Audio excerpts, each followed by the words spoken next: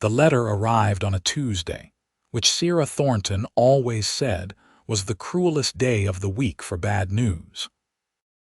She stood in the middle of her own kitchen, her real kitchen, the one she'd shared with a man who now sat across from her at the scarred pine table with his lawyer beside him like an armed escort.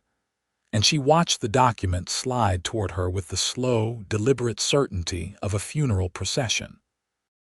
"Sign it," her husband said, former husband. She was already practicing the word.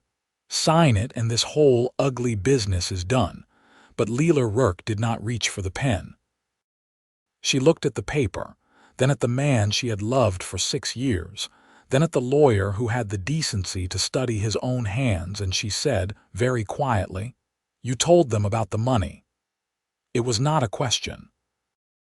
The man, Gerald, she would stop calling him handsome in her memory starting from this moment, had the grace to look away. Only for a second. Then he looked back with the flat, practiced expression of someone who had already moved his guilt into a locked room somewhere deep inside himself and swallowed the key. "I told them what was relevant," he said. "You told them I had savings from before we married.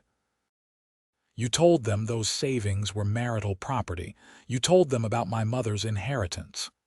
Each sentence landed like a stone dropped into still water. "Gerald, that money was for Rosie." The lawyer cleared his throat. "Mrs. Morrison, Rourke," she said immediately. "My name is Leela Rourke." She had already taken it back in her mind. She was taking everything back in her mind. Gathering up the scattered pieces of herself from the 6 years she had spent trying to become someone Gerald Morrison would be proud of, someone he would not leave, someone who was enough. She had not been enough. She left the pen on the table. She left Gerald and his lawyer and the smell of stale coffee in that kitchen. She walked down the hall to the small bedroom where her daughter, Rose, aged 4, slept with her arm wrapped around a cloth rabbit that had no name because Rose said naming things made you sad when you lost them. Leela sat on the edge of the bed and looked at her daughter, and felt the full weight of everything that was about to change pressing down on her chest like a stone. "All right," she whispered to no one, or maybe to herself, or maybe to the particular stubborn part of her that had never quite gone out no matter how hard 6 years of a bad marriage had tried to extinguish it. "All right. We figure out what comes next." What came next was a letter from a lawyer of a different kind. This one belonged to a man named Everett Tanner who had died in Colfax County, New Mexico Territory, in the autumn of 1883, having left behind 300 acres of semi-wild ranchland, a mortgaged cattle operation, 2 hired hands who were owed back wages, a mule named Clyde, and 1 surviving relative.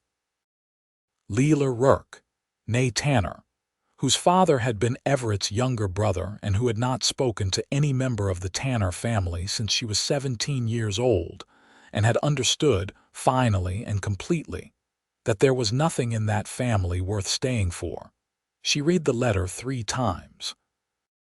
Then she sat down with a piece of paper and a pencil, and she did the arithmetic of her life.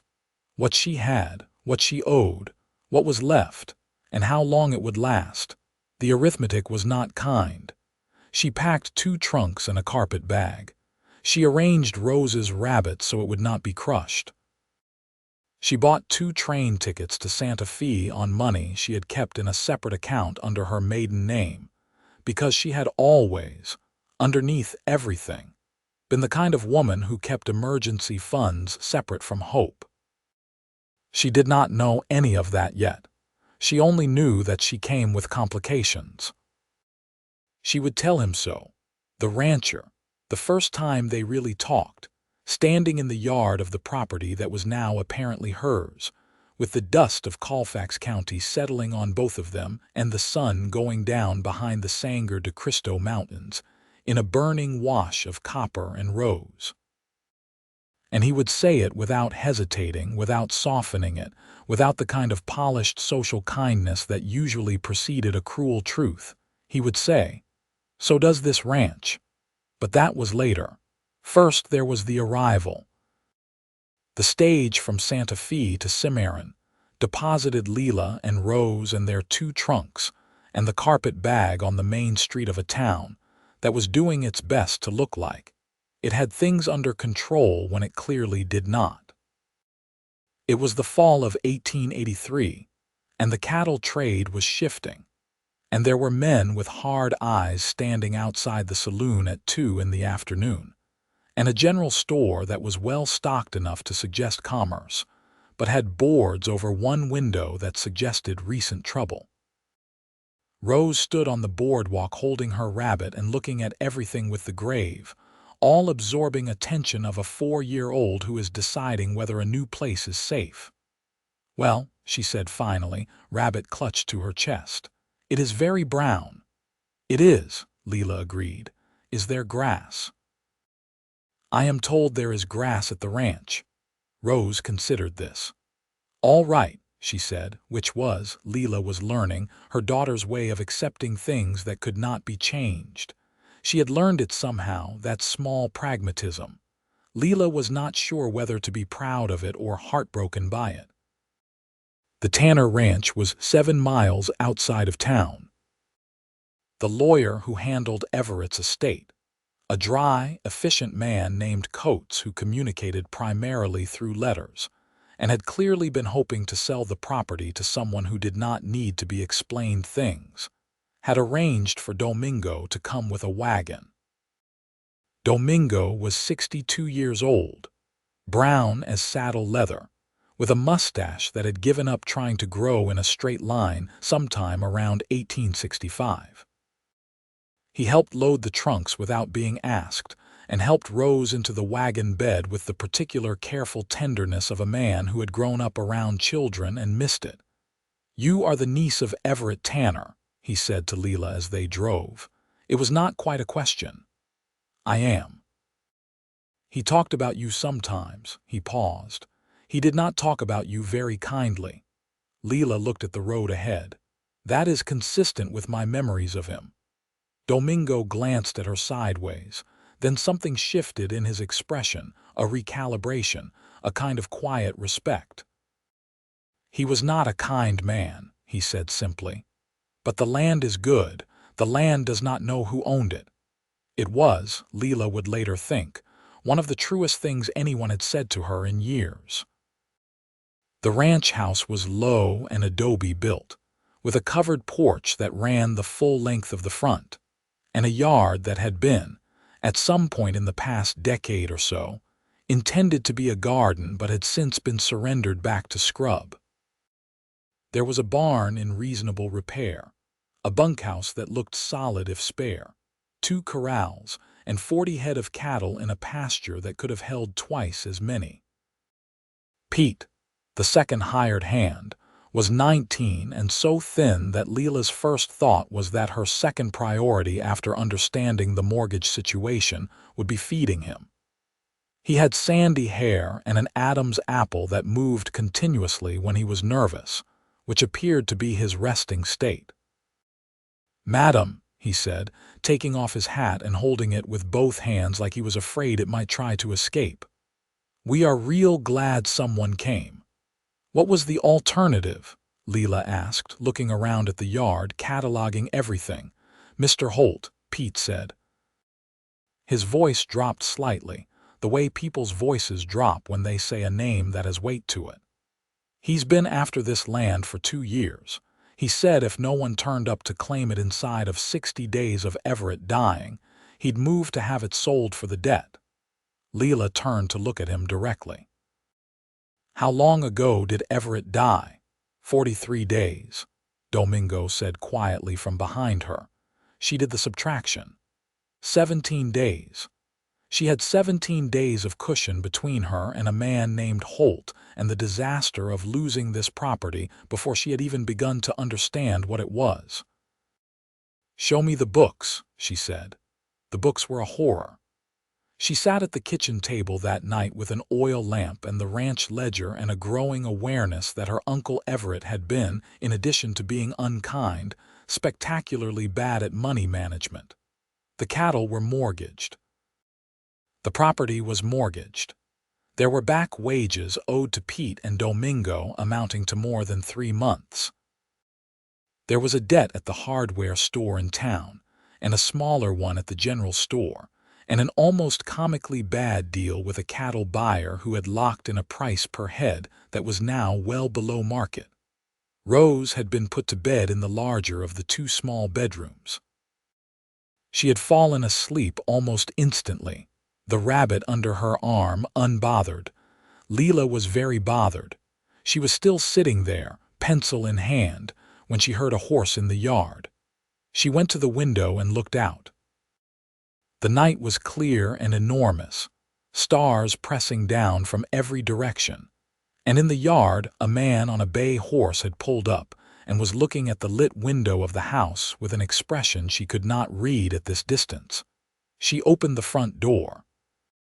He was tall in the saddle, broad-shouldered, wearing a plain work coat and a hat that had clearly been bought for function and not impression.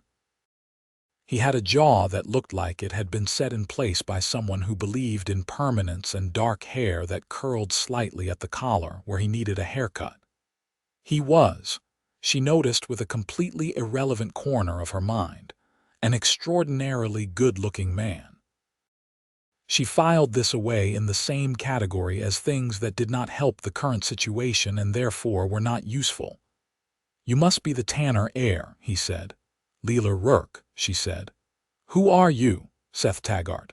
I run the Crossbar Ranch. Come up on your north boundary line." He looked at her with a directness that she recognized after a moment was not rudeness, but simply the habit of a man who had learned to assess things quickly and accurately. "I saw the lamp.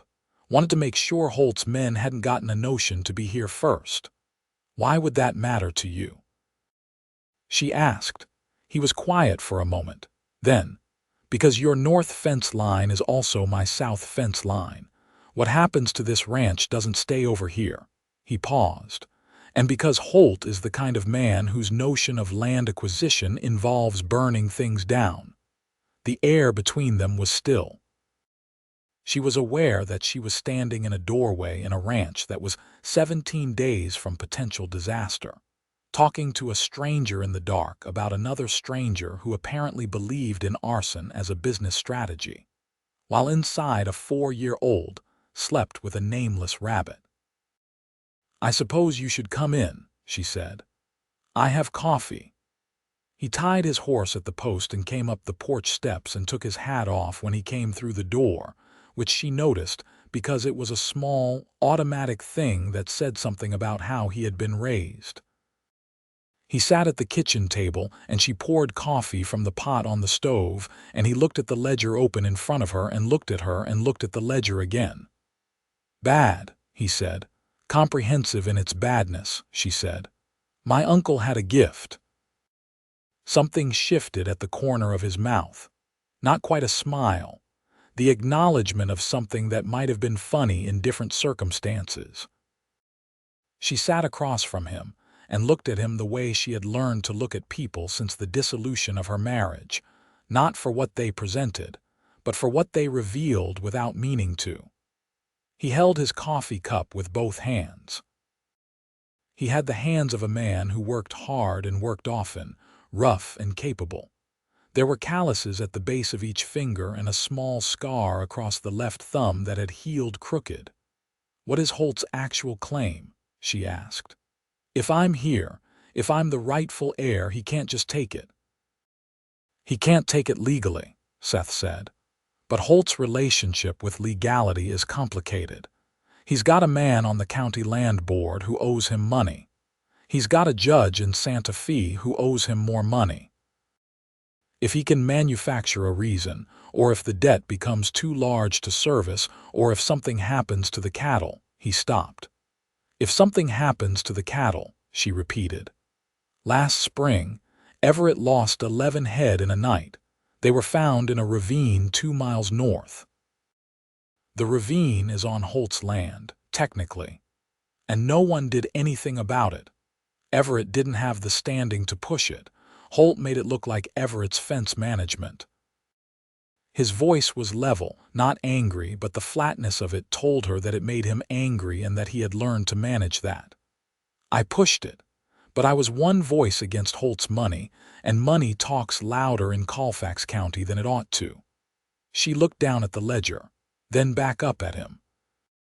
"Why are you telling me this?" she asked.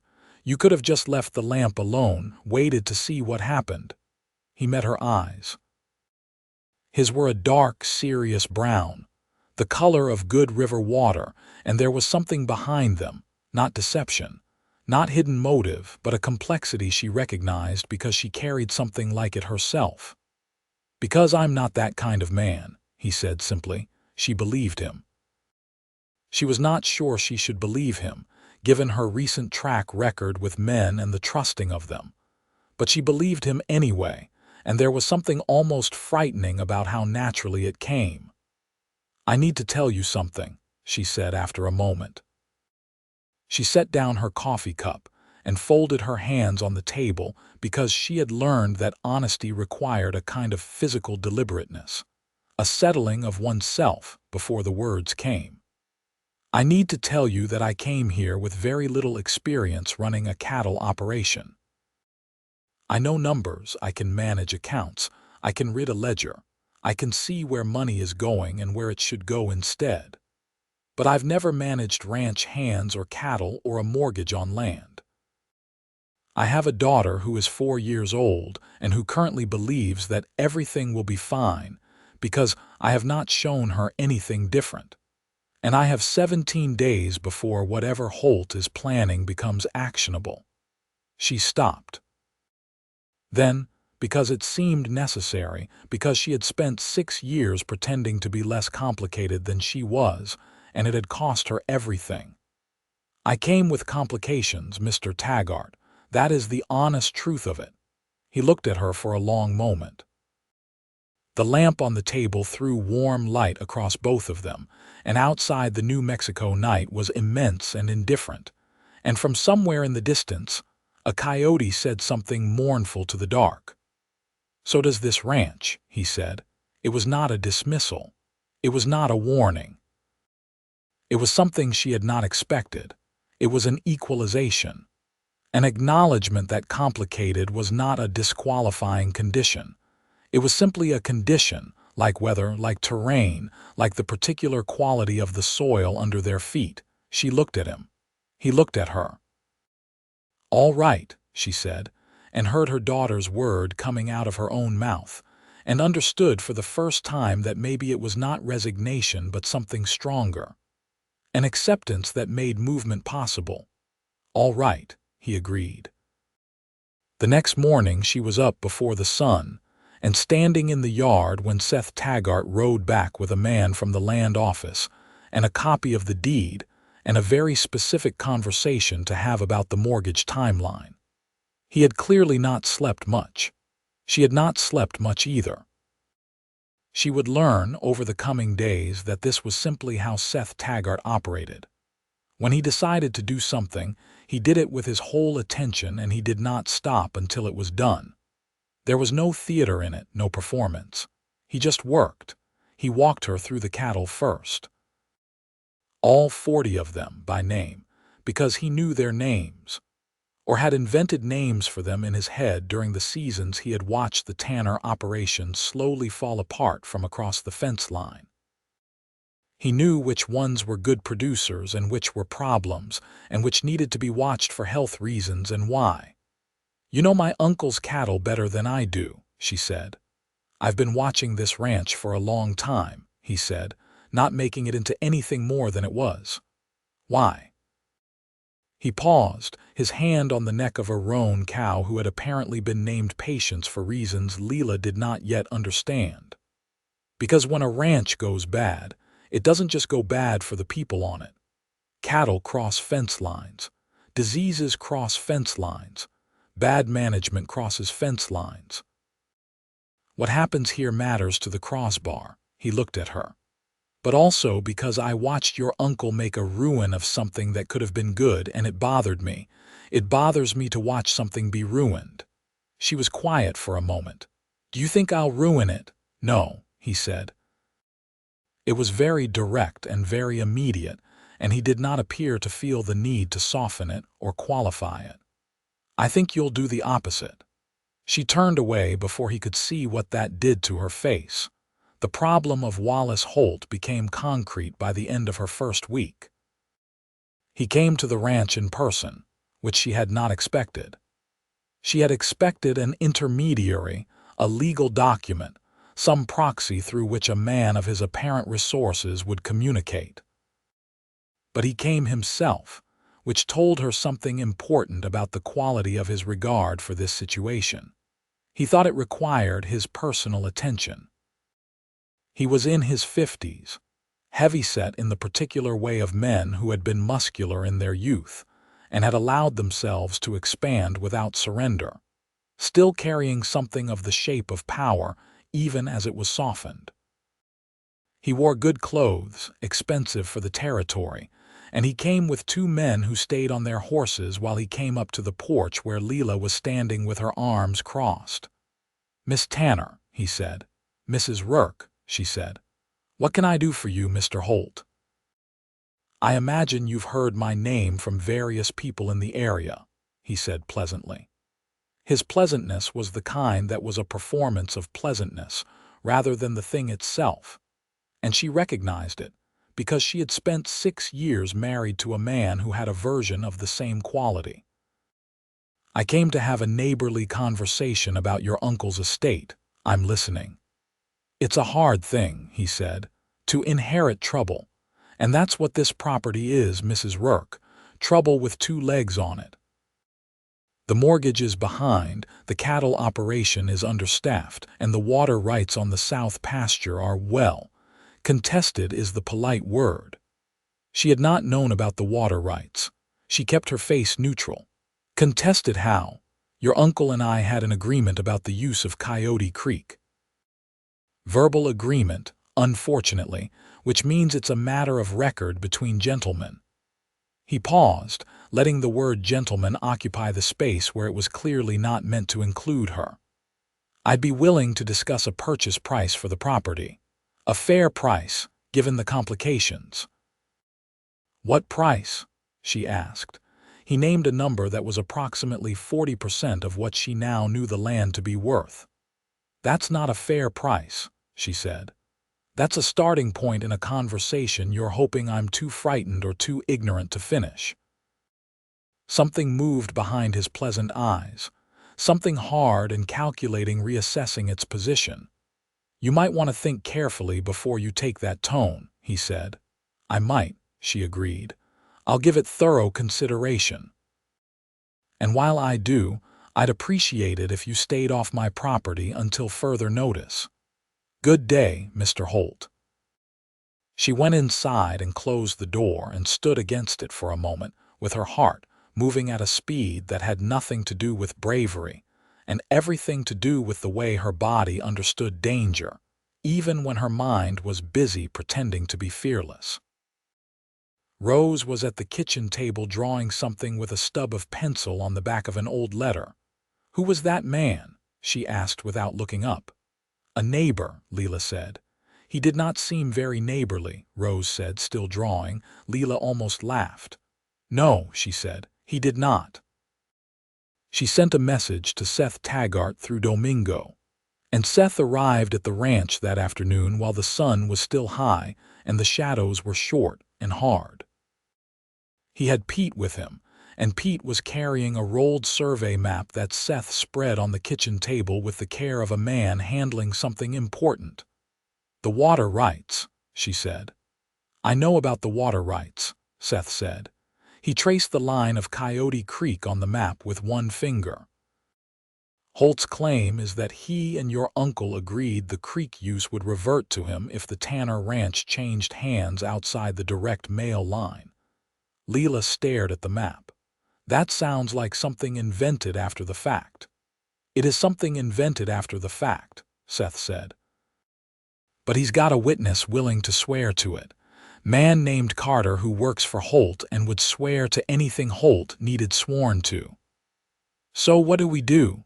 Seth looked at the map for another moment, then up at her. The afternoon light came through the kitchen window and lay across his face in a long slant. And she was aware again, irrationally, unhelpfully, of the fact that he was a very good-looking man who was also proving to be an extraordinarily decent one, which was a combination she had not expected to encounter in Colfax County, New Mexico Territory, in the autumn of 1883. "There's a water rights attorney in Santa Fe," he said. "Knew him in the Army. He owes me a favor. If we can document your actual legal standing on the water, the deed should be specific enough. If Coates did his job, then Holt's verbal claim becomes irrelevant. And if Coates didn't do his job, then we document the use, continuous use, uncontested, on record." He looked at her steadily. "It's going to take time and it's going to take money for the attorney's fee, and while we're doing it, Holt is going to apply pressure." "He will apply pressure regardless," she said. "Yes," Seth said. "He will," she straightened up. "What kind of pressure?" Last time he wanted something he couldn't get legally, he found reasons to make the daily operation difficult. Fences cut, cattle spooked, supply deliveries delayed.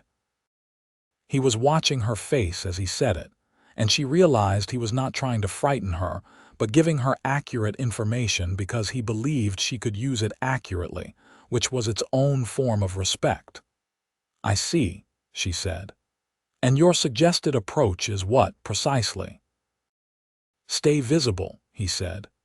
"Have people around, document everything, and don't back down because Holt expects people to back down and he hasn't fully developed a strategy for when they don't." She looked at him. There was something she wanted to ask him that was harder to frame than any of the practical questions she had been asking. She asked it anyway because she had decided that the Leela Rourke, who had spent 6 years softening her own questions, was someone she was no longer going to be. "Why are you doing this?" she asked. "The real reason, not the fence line reason." He was quiet for a moment. Outside, Pete was talking to Domingo in the yard, something about the South Corral gate, their voices low and practical. Seth looked at the map, then at her. "Because I've watched a lot of things get taken from people who couldn't hold on to them," he said, "and I'm tired of watching it." He paused. "And because you sat down at that table on your first night here and looked at a disaster of a ledger without flinching, and I've met a lot of people in my life and very few of them would have done that." She held very still. "That is also a complicated answer," she said. "I come with complications too," he said. There was something behind it, some acknowledgement of his own history that he was not fully extending toward her yet. And she recognized it because she had the same quality, the way people who have been hurt carry their past like a held breath, not released until they are sure it is safe. "I suspected as much," she said. He looked at her, and the look was very direct and very clear and had nothing evasive in it at all. And she thought that this was perhaps the most unsettling thing about Seth Taggart, not his good looks or his capability, or his willingness to wade into her problems without being asked, but the fact that he looked at things directly, and that when he looked at her directly, she had nowhere to put it except somewhere real. She looked away first, at the map, at the creek line, at the practical geography of the problem they were solving together. "Santa Fe," she said. "The attorney. Can you write to him, or should we go in person?" "I'll write," he said, "and I'll go myself if it needs a personal appearance." "We should go together," she said.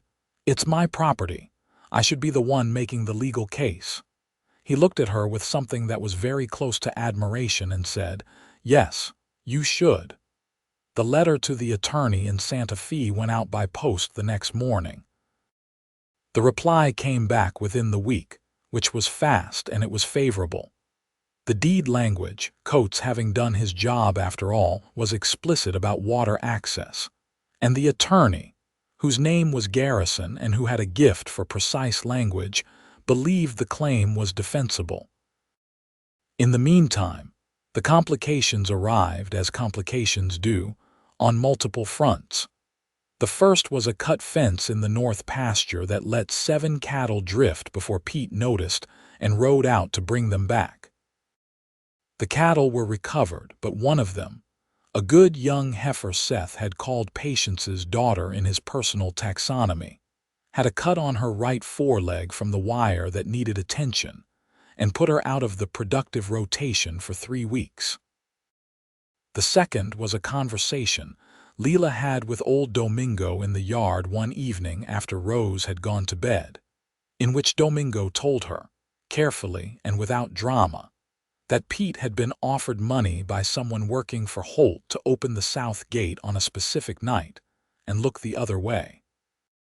"What did Pete say?" Leela asked. "He told the man to go somewhere unpleasant," Domingo said. "Pete is a good boy. He does not always look like one, but he is." "When did this happen?" "3 days ago. He told me. I am telling you." She went to Pete the next morning and had a direct conversation with him about it.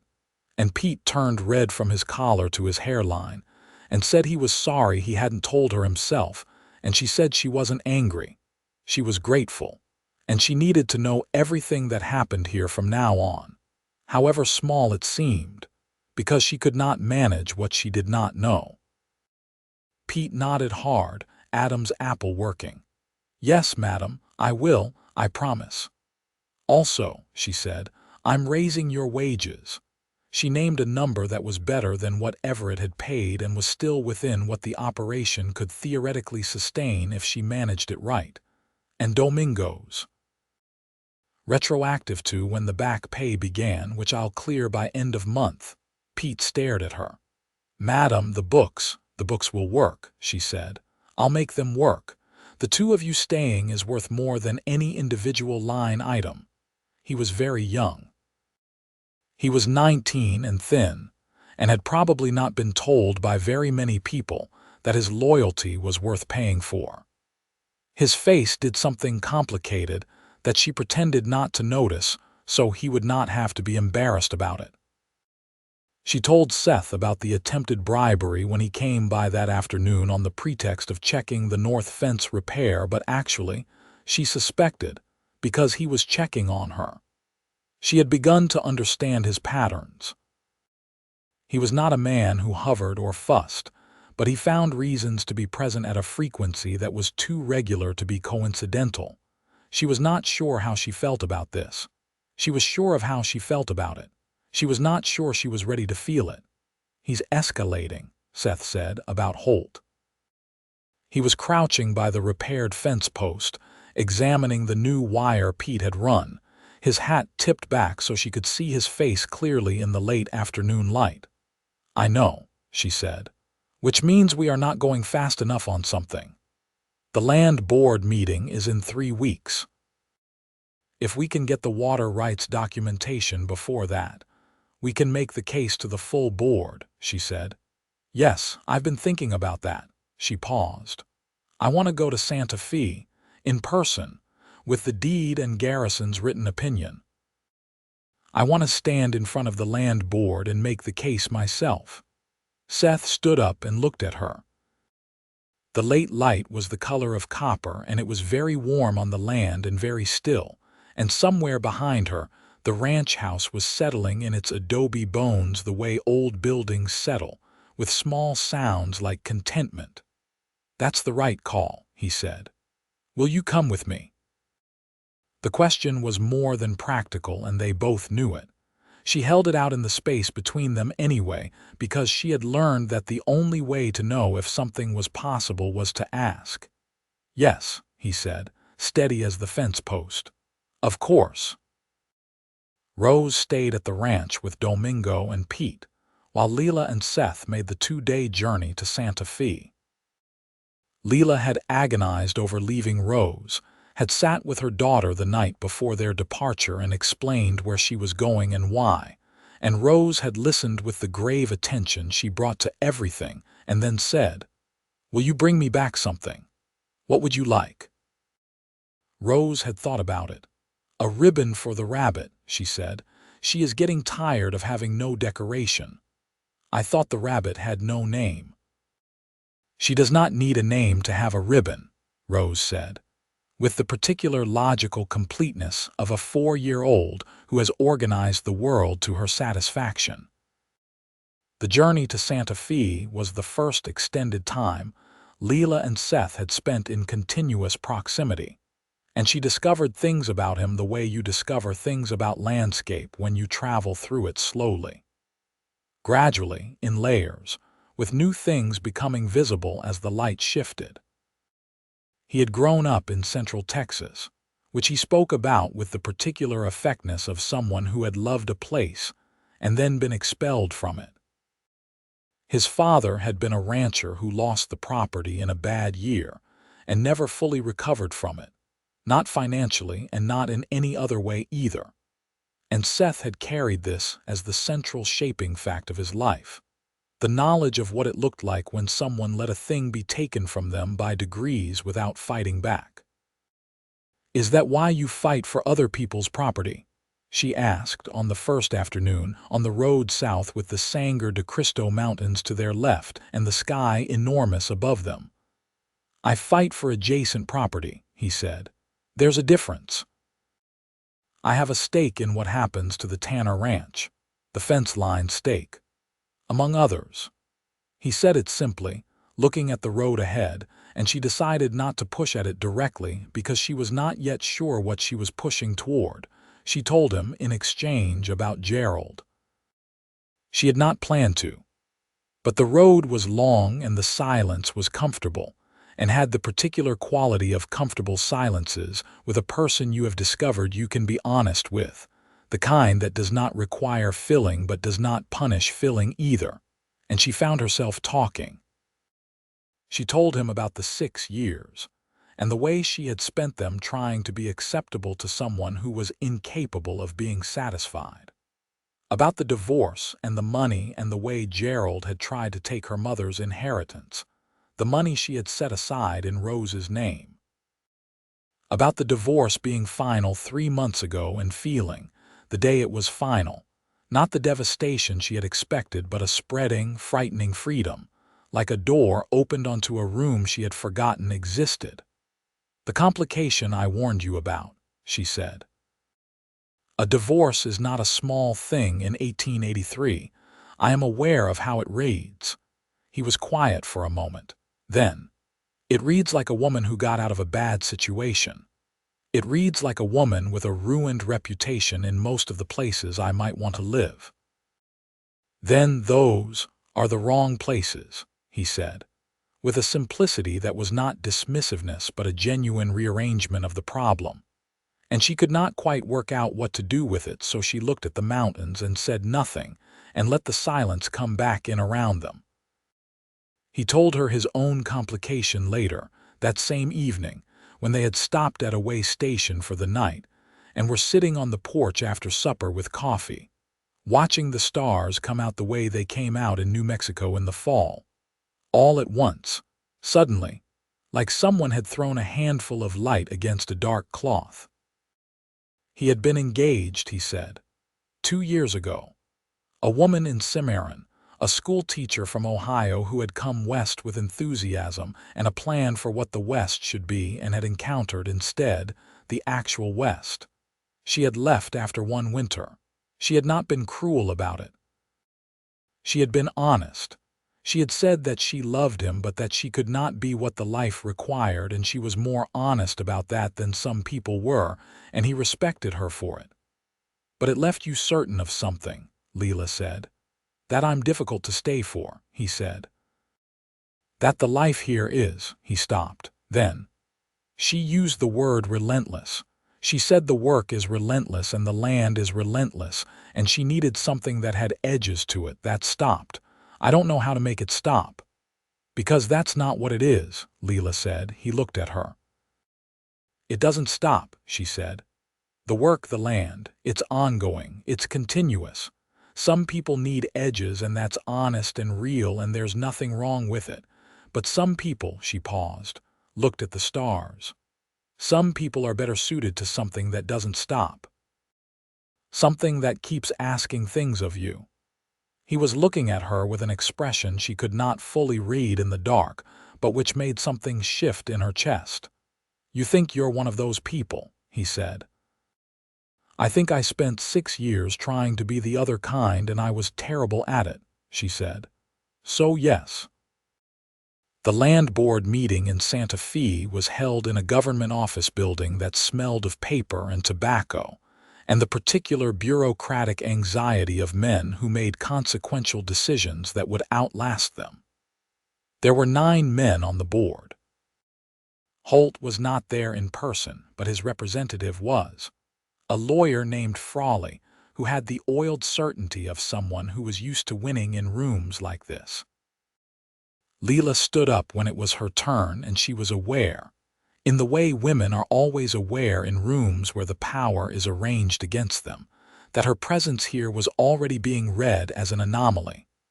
She was a woman. She was not young enough to be dismissed as naive, and not old enough to be categorized as eccentric. She was a divorcee with a small daughter and a complicated inheritance, and a man sitting in the second row who had come here with her, and who was watching her stand up with an expression that she would have described, if she was being precise, as pride. She laid out the deed language. She laid out Garrison's legal opinion. She laid out the documented water usage going back 12 years, which Domingo had helped her compile from memory and from the old ranch journals she had found in the bottom of Everett's desk drawer. She laid out the timeline of Holt's interference, from the cattle in the ravine to the attempted bribery of Pete, all of it in her clear accountant's English, precise and sourced and impossible to wave away. Frawley objected twice. She answered both objections with document references. The board deliberated for 40 minutes. When they came back, the chairman, a serious man named Aldwell who had been on the land board for 15 years and had the look of someone who had seen most things, read the ruling in a flat, official voice. The water rights, as specified in the deed, were confirmed as belonging to the Tanner estate and its legal heir. The verbal agreement claimed by Holt was ruled unsupported by documentary evidence and insufficient to override the written deed provisions. Holt's man Frawley gathered his papers with the tight, contained fury of a man who has not lost often and does not know how to carry it gracefully. Leela stood very still for a moment. Then she sat down beside Seth, who was close enough that his arm pressed lightly against hers, and she felt that contact and she did not move away from it. "That was extraordinary," he said quietly. She took a breath. "It was necessary," she said. "I would like to get very quietly overwhelmed about it in about 10 minutes. But for now, I need to hold it together because Frawley is looking at me." He made a sound that was very close to a laugh. She had discovered this about him, that his sense of humor lived close to the surface but had learned to be economical, so it came out as sounds more often than words. She found she liked it unreasonably much. 10 minutes, he agreed. "I'll tell you when." They were in the hallway when he said, "Now," and she stopped walking and pressed her back against the wall and pressed both hands over her face for about 30 seconds. He stood beside her and said nothing and let her have it, and after 30 seconds, she took her hands down and took a long breath and was steady again. He was looking at her with the direct, river-brown eyes that she had been carefully not meeting for days, because every time she met them something became more certain that she was not yet sure she was ready for. She met them now. "I need you to understand something," she said. "All right," he said. "I have very little practice trusting people, specifically people who are good to me in the way that you have been good to me. I have a great deal of practice with people who were good to me until they decided it was inconvenient. So I am," she stopped, tried again. "I am careful, because of that. I'm trying not to be so careful that I miss the actual thing when it's in front of me, but I am careful, he said. Yes. He looked at her for a long moment. Then, I'm not going anywhere, Leela. It was the first time he had used her name without the formal address, and it landed somewhere deep and quiet inside her. You can't know that, she said. No, he said. You're right. But I know it about myself, and that's the part I can give you, he paused. Take all the time you need. I'm not going anywhere while you take it. She looked at him. The hall was empty around them, and through the window she could see the Santa Fe afternoon, the old adobe walls warm in the late sun, and she felt something uncurl in her chest that had been curled very tightly for a very long time. All right, she said. Again that word. Her daughter's word, she thought. Or maybe it had always been her word too, the one she said when she was accepting something real. They bought Rose a blue ribbon from a dry goods store on the main square, and Leela held it on the way home and felt oddly like weeping about it. The smallness of it, the realness of it, the fact that she had a daughter who wanted a ribbon for a rabbit and she was here, in New Mexico territory, with a water rights victory in her pocket and something warming in her chest like a fire being carefully tended. The return to the ranch had the quality of a homecoming, which startled her, because she had not expected to feel that about a place she had owned for barely 3 weeks. But Rose ran out of the house when she heard the wagon and flung herself at Leela with the full-body urgency of a child who has missed someone completely. And old Domingo stood in the yard with something around his eyes that looked like it might have been tears if he were the kind of man who admitted to tears. And Pete asked about the meeting before the horses were fully stopped. We won the water rights, Leela said, and Pete threw his hat into the air and had to go retrieve it from the dust. And Domingo said good in a way that contained a great deal more than the single syllable. That evening Seth stayed for supper, which he had not done before. Rose sat across from him at the table and studied him with the focused, unself-conscious assessment of a 4-year-old. You have horses, she asked him. Several, he said. Do any of them have names, all of them? She appeared to consider whether this was the right approach. The rabbit does not have a name, she said informatively, but she has a ribbon now. I heard, Seth said. Blue, I was told. Blue, Rose confirmed. Blue is good for rabbits. Is it? I think so. A pause. What is the horse's name, the one you ride? That's Monarch. Rose turned this over. That is a good name, she said, as if issuing a judgment that mattered. It has weight to it. Seth looked at Rose with an expression that Leela noticed because it was unguarded, fully and openly warm, and there was nothing performed about it. He had not attempted to charm Rose, had not talked down to her or across her, had simply engaged with her as a person who was worth engaging with. Something shifted again in Leela's chest. Something she was going to have to stop calling something sooner or later. November settled over the ranch with the particular New Mexico quality of cold mornings and warm afternoons, a daily cycle of temperature that made the light different every hour. Leela learned the cattle. She learned their patterns, their preferences, their individual histories. She learned the land, walking it methodically, section by section, with Domingo who knew every foot of it and told her its stories without being asked. She learned Seth. This was harder and more important, and she did it as carefully as she did the rest of it, watching the way he made decisions and how he held disagreement, and what he did when something went wrong. She watched for the things she had missed in Gerald, the hidden center of it, the private arrangement between the person and his own convenience that only revealed itself when you were already in too deep. She did not find it. She kept looking because she was careful, and she kept not finding it. Holt made 2 more attempts, both less direct than the water rights challenge, more like the testing of edges, a question about grazing rights on a shared trail that didn't exist. A letter from Frawley alleging some obscure provision of the original sale that turned out not to exist in the documents. Each time, Leela answered through Garrison, and each time the answer was clear and accurate and legally unimpeachable. Seth told her, midway through November, that his read was that Holt was reconsidering. That the pattern of a man who believed in winning by overwhelming force was beginning to produce the specific frustration of someone who keeps pushing at a door that will not move. "He's not done," Seth said. "No," she agreed, "but he's revising." They were sitting on the porch of the ranch house, late in the afternoon, with coffee. Rose was inside with Domingo learning to make a particular kind of corn flatbread that Domingo's mother had made, and that he appeared to regard as a cultural legacy worth transmitting.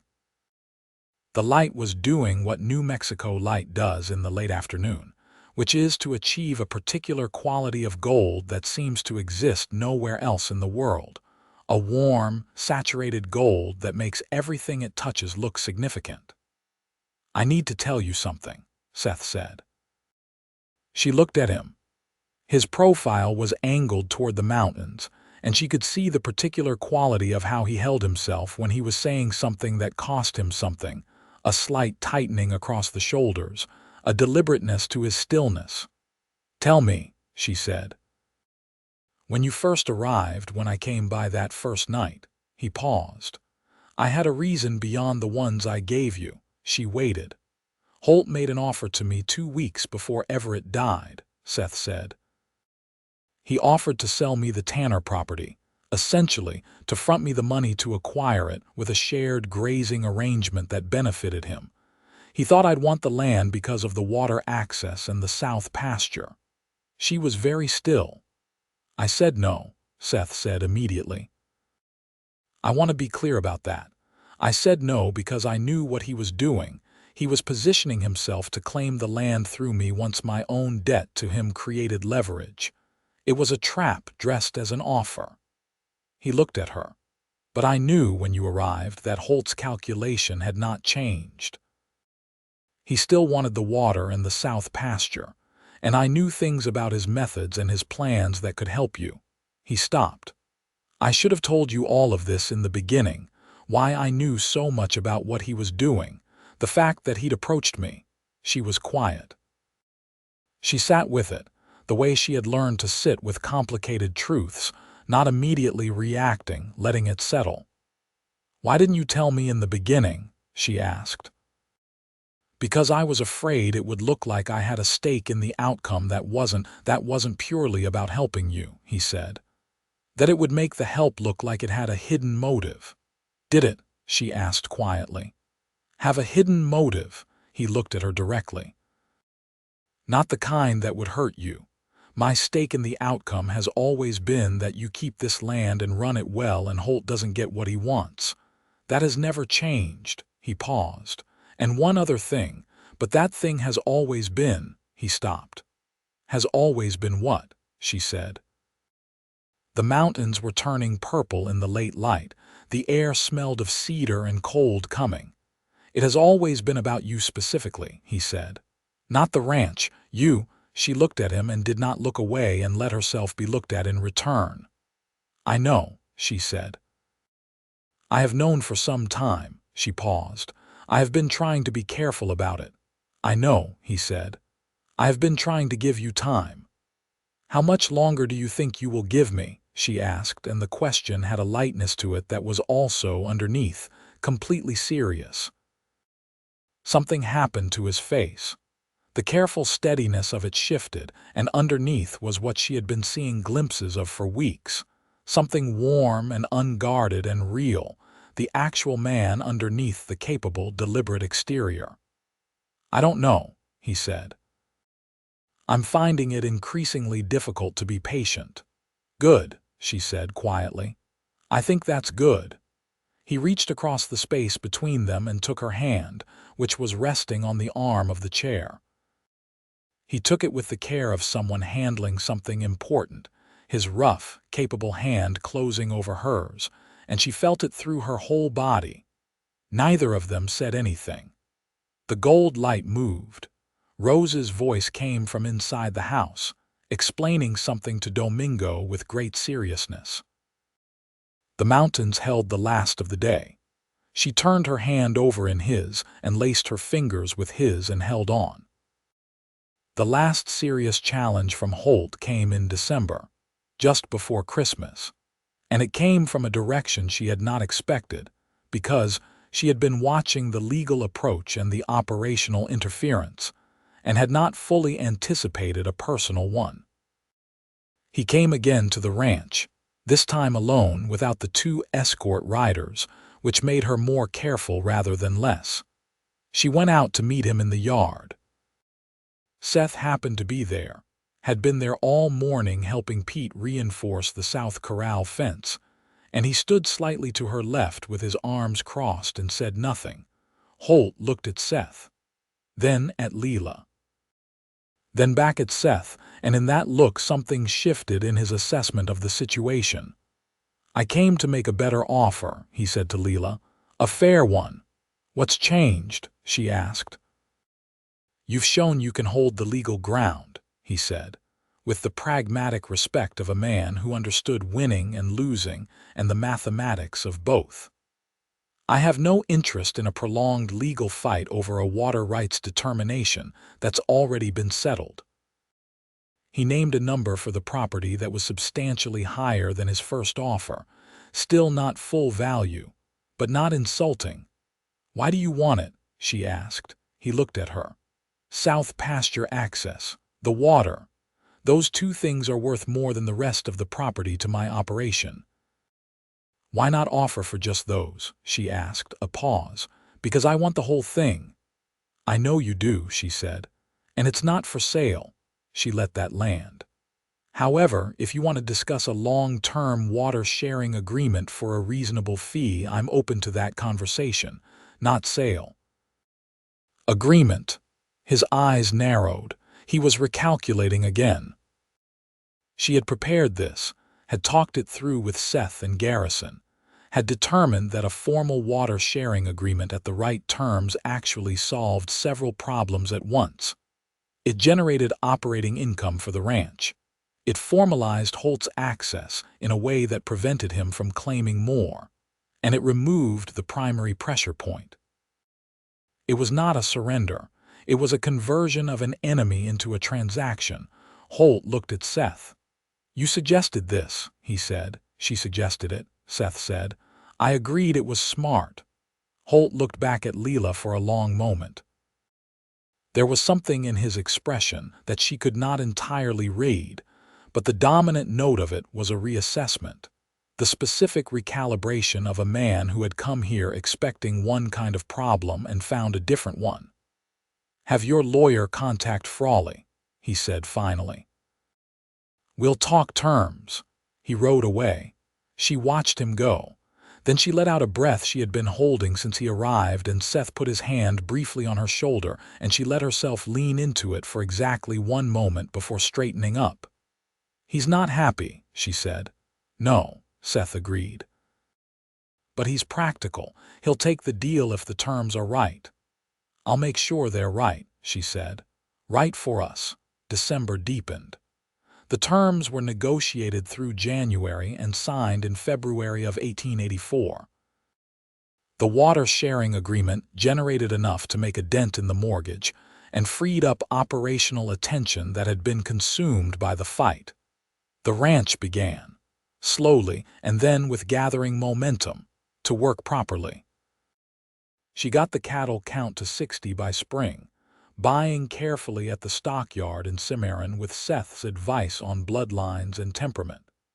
60 was the number she needed for the operation to sustain itself. She hired a third hand, a quiet man named Gabriel who had grown up in the territory and knew the land the way native knowledge knows land, not from maps but from use. Rose learned the name of every horse at the Crossbar Ranch. Seth bought her a small, steady bay pony in the spring that Rose named Admiral without hesitation, as if the name had been waiting, which she rode with the cautious, determined focus of a child who has decided that this is something she will be good at. Leela began going over to the crossbar for supper on Thursday evenings, which had been Seth's suggestion framed as a practical arrangement for discussing the week's operational issues with both ranches, which both of them understood was a framing that had very little to do with the actual reason. They talked. They talked the way people who have found each other as adults talk, not with the easy fluency of shared history, but with the slightly more careful, more deliberate effort of people who are building something and want to get the foundation right. They talked about Gerald and the schoolteacher from Ohio, about Leela's mother who had died 4 years before, and whose inheritance had started this whole chain of events, about Seth's father and the lost Texas ranch, about what it meant to have a home and whether home was a place or a practice. She brought Rose sometimes, and Seth was always simply and genuinely glad to see her. Rose had developed a detailed theory about which of Seth's horses had the most interesting opinions and was working through it methodically, one horse at a time. He came to the Tanner Ranch, to Leela's ranch. She had started thinking of it as. She was going to have to come up with a proper name for it. The Tanner name felt like wearing someone else's clothes. Most mornings before his own work started, ostensibly to check on the south fence line or to discuss one operational thing or another. She let this fiction stand because she liked it, the way it meant she saw him every morning, the way the morning was better for it. One evening in April, with the desert blooming in the way it blooms after a wet winter, sudden and dense and briefly, shockingly lush. She was sitting on the porch steps with her boots off and her feet in the early evening warmth of the wooden step, watching Rose at the far end of the yard attempting to convince Admiral to eat from her hand. Seth sat down beside her, not in a chair on the steps beside her, close enough that his shoulder was against hers. She said, "I've been thinking about what to name the ranch. What have you come up with?" "I've been thinking about something that isn't Tanner," she said. "A name that belongs to what it is now, not what it was." "What is it now?" he asked. She looked at the yard, at the ranch house she had repaired incrementally over the fall and winter, at the new fence posts Pete had set straight as soldiers, at the garden she had started along the south wall of the house, where something was actually growing, at her daughter talking patiently to a small bay horse. "It's mine," she said, "and it's Rose's, and it's—" She stopped. "What?" he said quietly. "I want it to be part of something larger," she said. "I keep thinking about the boundary between here and the crossbar. The way they share water and pasture, and the way they're better adjacent to each other than they'd be separate." He was very still beside her. "Leela," he said. "I know what I'm saying," she said. "I want you to know that I know. I've been careful about it for 8 months, and I am done being careful about it." She looked at him, meeting the direct, river-brown eyes that she had loved for months without saying the word out loud. "I don't know what form that looks like, practically speaking. I know what it looks like in every other sense." He took her face in both hands, which she had not expected, the gentle, deliberate sureness of it, and looked at her for a moment. "I love you," he said. "I have loved you since you sat down at that disaster of a ledger and didn't flinch. I have been trying to give you time and space and all of that because I believed you needed it, and you did need it, and I would do it again. But I want you to know that I have loved you through all of it." She felt it move through her like water through a long, dry riverbed, filling all the places that had been empty. "I love you," she said back. She had almost forgotten what it felt like to say it and mean it entirely, without the complication of knowing you were saying it into a space where it would not be properly received. To say it and feel the fullness of knowing it would be received completely. He kissed her, there on the porch steps with the April evening around them and the desert in bloom, with Rose at the far end of the yard who had gotten Admiral to eat from her hand and was making a sound of triumph that carried clearly through the warm air. They were both laughing when they stopped. She pressed her forehead against his and they were both still laughing, very quietly, the specific laughter of happiness that arrives after a long difficulty, rich and grateful and real. He asked her to marry him in June, in the kitchen of the ranch house on a Tuesday morning, which she had once said was the cruelest day of the week for bad news, and which she would revise from that point forward as the best day of the week for something else entirely. He did not make it elaborate. He made it honest because he was, at his fundamental core, an honest man, and this was one of the things she loved most about him. He said, "I would like to build a life with you, all of it, the complicated parts and the good parts and the parts that haven't happened yet. I would like to be Rose's family if she'll have me, and I would like you to be my wife, and I would like the crossbar and this ranch to be one operation with one name that belongs to both of us." She said yes before he finished the sentence, which made him laugh, which made her laugh, which made Rose look up from the table where she was drawing something and say, with elaborate patience, "What is happening?" "We're getting married," Leela said. Rose considered this for a moment. "Does Seth know this?" She said yes before I finished asking, Seth said. Rose looked at him. "Were you nervous?" "Extremely," he said. She appeared to find this satisfying. "That is appropriate," she said. "Important things should make you nervous." She went back to her drawing, apparently comfortable with the news, already rearranging it into the fabric of what was normal. Rose wore a blue dress the same color as the ribbon she had tied to her rabbit, and stood very straight during the ceremony with her hands folded in front of her, and her rabbit tucked under one arm, her face arranged in the serious attention she brought to important things. When the minister asked if anyone present had objection and the church was silent, Rose said clearly into the silence, "I do not object. I think it is a very good idea." The minister, a practical man who had officiated at enough frontier weddings to be unshockable, said, "Noted," and continued. They combined the operations that autumn, as Seth had described. One cattle count, one set of books, one operation with the two properties constituting its bounds. They renamed the Tanner Ranch the Rourke Taggart, which was hyphenated by Leela's insistence because she had worked for that name, and she was keeping it. Holt honored the water-sharing agreement, which had been written tightly enough by Garrison that there was no practical way to violate it without a legal consequence he did not want.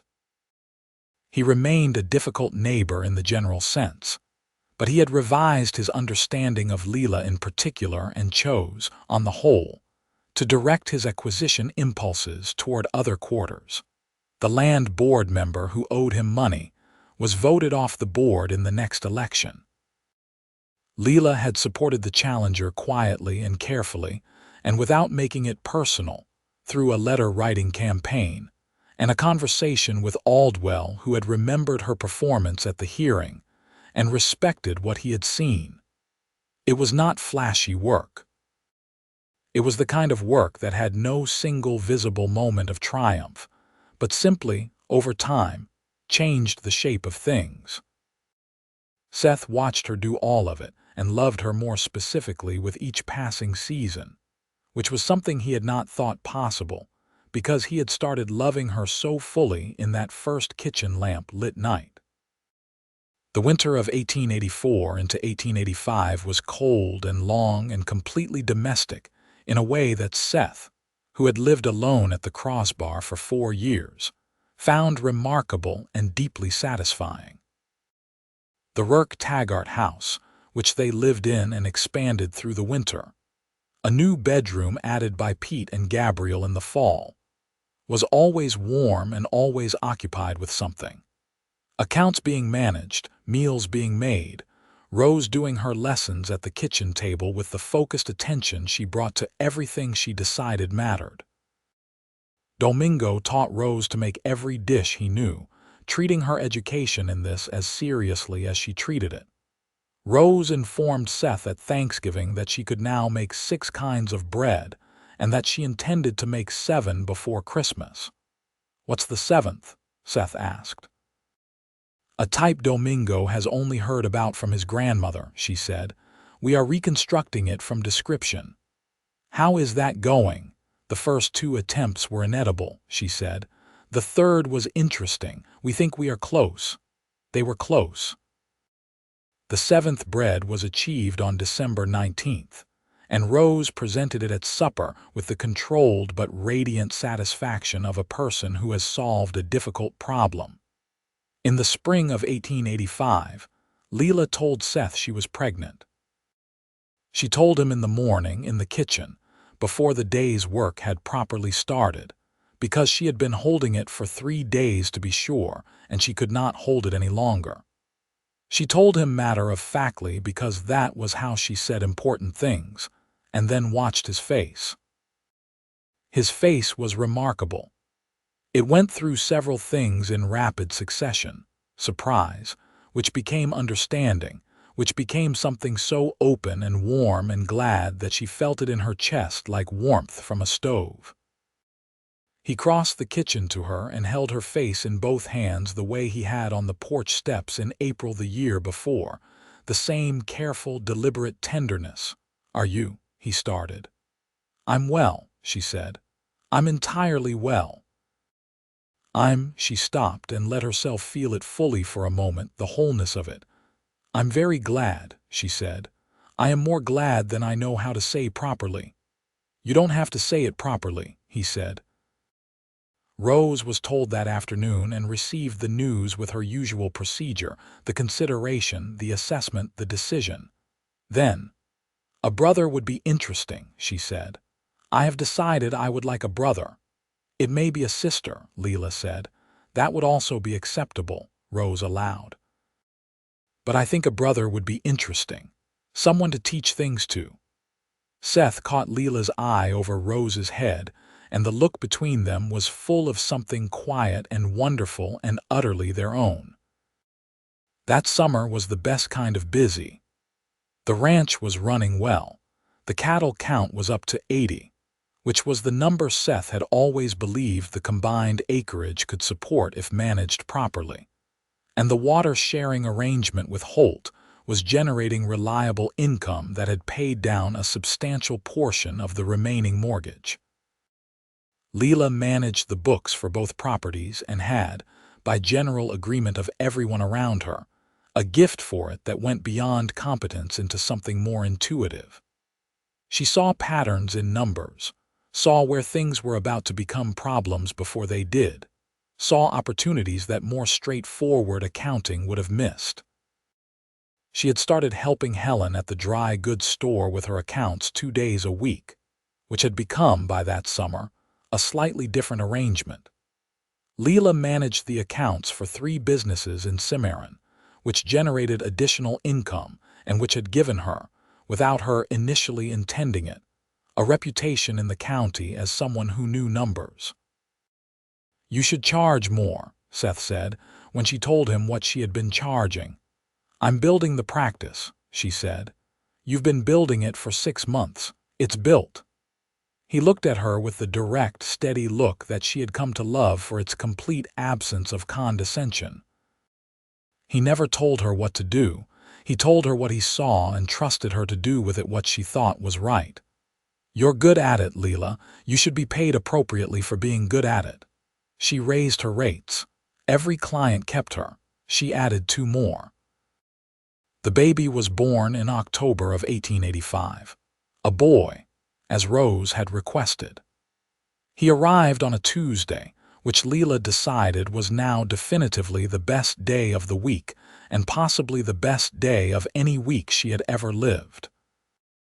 He was healthy and large and loud about the opinion that being born was a significant inconvenience, and he had Seth's dark hair and Leela's tendency to hold his own hands in a tight, self-sufficient grip. They named him Daniel. Seth, who had held the baby with the careful, reverent attention of a man who has not done this before and is determined to do it well, sat in the chair beside the bed and looked at his son for a long time without speaking. "He looks very much like you," Leela said. "He looks like both of us," Seth said. "Right here." He touched the line of the baby's jaw. "That's yours." Rose came in when she was allowed to and examined her brother with scientific thoroughness. "He is smaller than I expected," she said. "He will get bigger," Seth said. "I know," Rose said. "I just thought he would be bigger now." She reached out and touched Daniel's hand, and Daniel's hand, following the ancient and reflexive logic of newborn fingers, closed around her index finger. Rose went very still. Then she looked up at both of them with an expression that was entirely unguarded and utterly sweet, all the careful gravity gone for a moment. "Oh," she said. "Oh, he is very good." Leela felt her eyes fill and blinked it back and met Seth's eyes and saw that he was doing exactly the same thing. By the winter of 1885, the Taggart Ranch was stable. More than stable, it was prospering in the modest, real way that genuine prosperity comes, not as a sudden event, but as the accumulated result of careful work and sound decisions made over time. The mortgage was within 2 years of being paid. The cattle operation was efficient, and the water sharing agreement had settled into something almost resembling a functional arrangement with Holt, who had other problems now that the county was changing around him, and his approach to land acquisition was becoming increasingly unfashionable. Pete had grown into his frame by that winter, broad-shouldered and more confident, and Seth had given him a foreman's responsibilities without the formal title yet, because they were being deliberate about it, and Pete was meeting every challenge with a seriousness that had been in him all along, waiting for someone to give it room. Domingo was 64 and still working, though more slowly, and Leela had quietly arranged his wages and his accommodations so that slowing down would never mean hardship. He appeared to know this and to regard it as appropriate, which was his way of being grateful.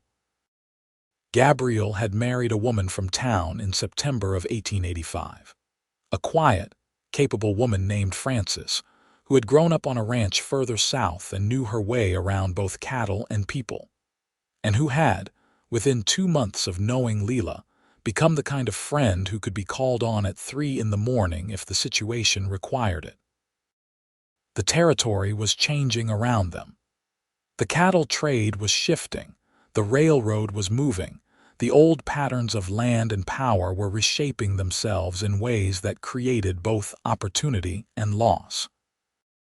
Leela watched it with the same attentiveness she brought to her accounting, looking for patterns, for the shape of what was coming. She started writing letters to the land board about water management practices in the county, drawing on what she had learned from the Holt dispute and from 2 seasons of running a water sharing agreement. Her letters were precise and sourced, and she heard from Aldwell that they were being discussed. Then she heard from a legislator in Santa Fe who was working on territory-wide water management provisions and wanted to talk to people with practical experience. She went to Santa Fe in February of 1886, without Seth, which was a deliberate choice, her work, her presence, her voice. He helped her prepare and saw her off, and told her she was going to be excellent, which he said with the simple certainty of someone who has observed a great deal of evidence. She was excellent. She came back with the legislators' provisional support for language that would formalize water rights in small operations throughout the territory, in a way that protected them from the kind of pressure Holt had tried to apply. "It's not a law yet," she said, sitting at the kitchen table with Seth that evening. "It's an introduction. It has to move through the legislature. It will probably take 2 sessions." "But it started," Seth said. "It started," she agreed. He looked at her across the table. Daniel was asleep in the other room.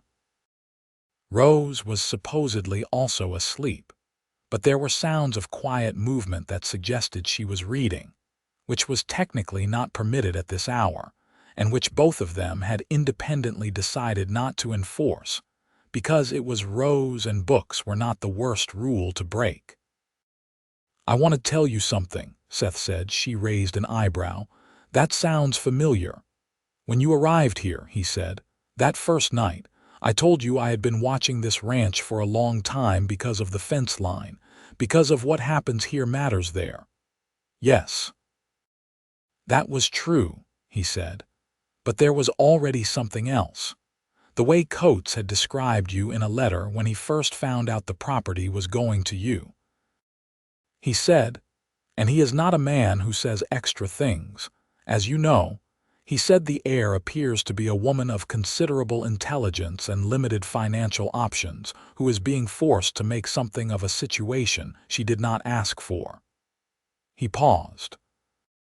"I read that and I thought, whoever she is, I hope she comes, and I hope she stays." She looked at him. "And then you opened the door that first night," he said, "and you were—" He stopped. "You were exactly who I'd been hoping was real.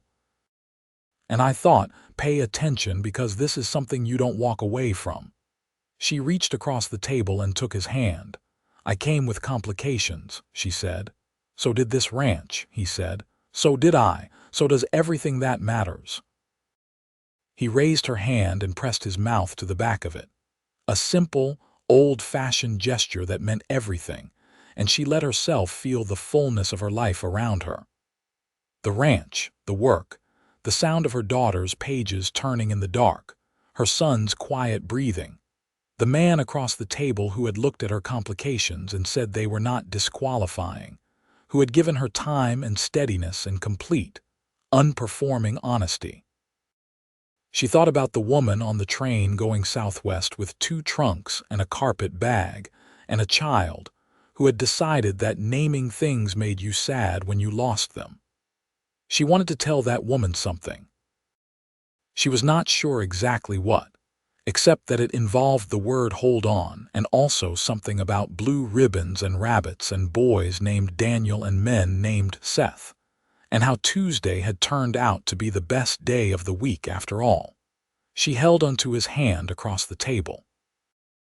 Outside the ranch house, the New Mexico night was immense and full of stars, and the land was quiet and deeply, entirely theirs. The spring of 1886 arrived with the kind of weather that made the territory feel like a promise being kept. Warm days and cool nights, and the particular clarity of desert air after the last of the winter cold had moved off south.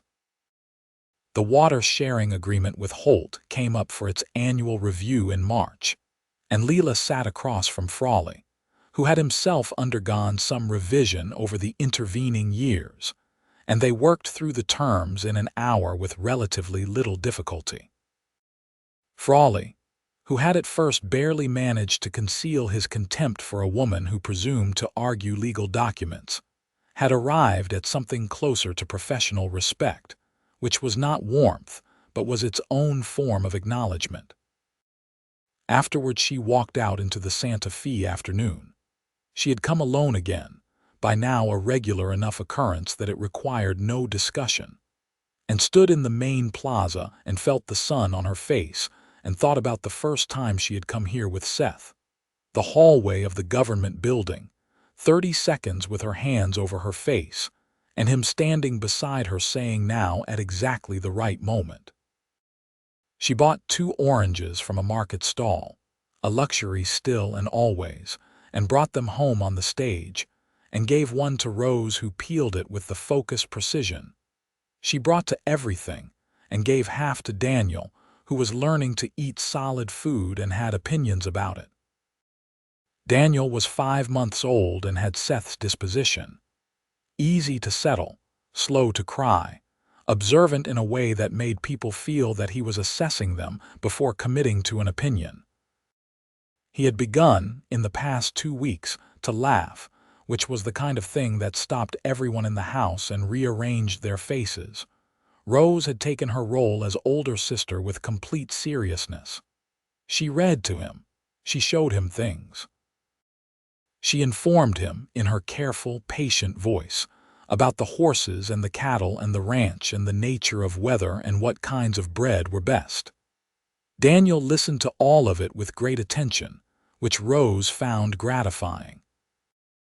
Seth was building a fence in the south pasture on a Saturday in April when Leela came out with his mid-morning coffee and stood beside him while he drank it, and they looked at the land together. The way they often did without needing to explain it.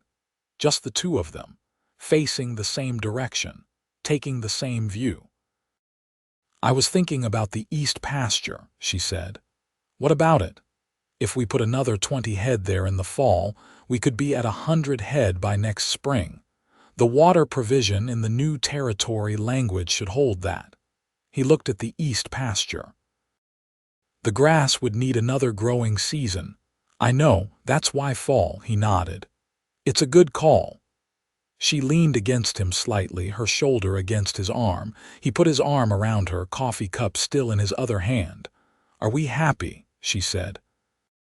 She said it as a real question, not a rhetorical one, because she had learned that happiness was something to check on regularly, to confirm, to acknowledge directly rather than assuming. He looked at her with something that was warm and certain and full. "Yes," he said. "Completely." "Good," she said. "So am I." She took his coffee cup and finished the last of it, which was a small domestic theft she had committed regularly since their 3rd week of marriage and which he had never once objected to. The water rights legislation passed its first reading in the territorial legislature in June of 1886, with language close to what the Santa Fe legislator had originally proposed. It would need another session for full passage, but the shape of it was set. And what the shape of it meant was that a woman in Colfax County with 40 head of cattle and a dispute with a powerful neighbor would have clearer, firmer legal ground than Leela had stood on when she arrived. She thought about that. She thought about who she had been when she arrived, the divorce, the 17 days, the ledger that was comprehensive in its badness. She thought about Seth in her kitchen at midnight with his coffee cup held in both hands. She thought about all the ways she had been expected to fail, and how failure had never felt like the real option even when it was the easy one. She sat down and wrote a letter to Garrison, thanking him for his work on the water rights case, telling him about the legislation, and asking if he had other clients in situations similar to hers who might benefit from her account management services. She had begun to think about the small ranching operations throughout the territory, the ones run by women or by families without the resources to fight men like Holt through lawyers, and the way financial clarity was itself a form of protection. Garrison wrote back within a week. He had 3 names. She wrote to all 3. One of them, a woman in San Miguel County named Agnes who ran a sheep operation alone since her husband died 2 years before, wrote back a letter that was brief and dignified and trying not to show how desperate things were. Leela rode to San Miguel County in July with Seth's full support, and Gabriel riding with her as company for the 2-day trip. And she spent 3 days working through Agnes's books and showing her where the problems were, and where the solutions were, and what to say to the mortgage holder and how to say it. She charged Agnes a fraction of her usual fee. Agnes, who was 61 and had been managing alone for 2 years without anyone who knew what they were looking at her books, said when Leela was leaving, "I did not know anyone did this for people like us." "I'm starting to," Leela said. "I'll send you a letter in 3 months to see how things are going." She sent the letter. Agnes wrote back. The situation had improved. This was how things grew. Not dramatically, not all at once, but the way a ranch improves when it's managed right, consistently in the right direction with work that accumulates. Seth was sitting on the porch one October evening with Daniel asleep against his chest, the baby's weight a warm, breathing certainty, and Leela came out with 2 cups of coffee and sat beside him. The stars were doing what stars do in New Mexico, which is to be extravagant about it, and the air smelled of the cedar smoke from the stove inside and the particular smell of autumn desert, dry and sweet and faintly cold. "I was thinking," Seth said. "About what?" "About that first Tuesday." She looked at him. "Which Tuesday?" "When I rode out because I saw the lamp and I told myself it was about the fence line and I knocked on the door and you were standing there looking at me like you were calculating the probability that I was dangerous." She almost laughed. "I was." "What was your conclusion?" "That you were not dangerous in the ways I'd learned to watch for," she said. "But dangerous in the sense that things were probably going to happen if I kept talking to you." "What kinds of things?" "The kind I wanted to happen," she said quietly. "The kind I thought I had stopped deserving." He was quiet. Daniel shifted in his sleep and made a sound and settled again. "You never stopped deserving them," Seth said. "I know that now," she said. She said it with the completeness of someone who has done the work of understanding it, not just as a thing to say. "I know that now." They sat together on the porch with the night around them and the ranch quiet and vast below the stars, and she thought of the train from Missouri going southwest, of 2 trunks and a carpet bag and a child who had learned pragmatism young, of a letter that had changed the direction of everything, of a lamp burning in a kitchen window and a man on a bay horse who had ridden out to check on it. She thought of the word complications and what it had meant when she said it, and what he had made it mean when he answered. She thought of everything that had happened between that first night and this one. The legal battles and the accounting and the water rights and the land board and Santa Fe and Agnes in San Miguel County, and the legislation and Gabriel's wedding and Domingo's bread recipes and Pete finding his shoulders, and Daniel being born on a Tuesday, and Rose deciding her brother was very good. She thought, so this is what comes next. This is what comes after you do not give up. Not a single moment, but all of it, continuous, ongoing, relentless in the best possible sense. She laid her head on Seth's shoulder, careful not to wake Daniel. His free arm came around her.